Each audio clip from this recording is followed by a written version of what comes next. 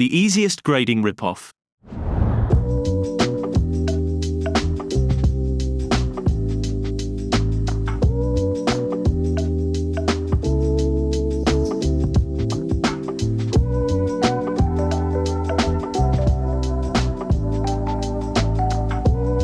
Today's video is sponsored by the flag we are not allowed to support.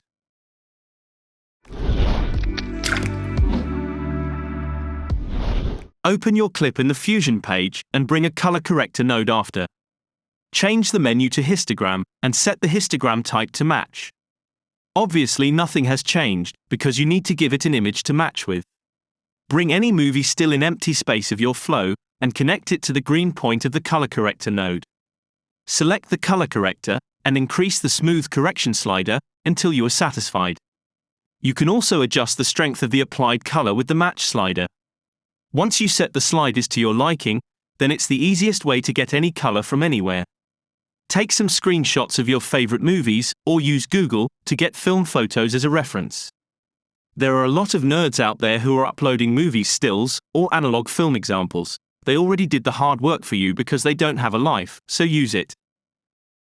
If you like this clip, subscribe to this channel. If you didn't, Western civilization is coming for you next.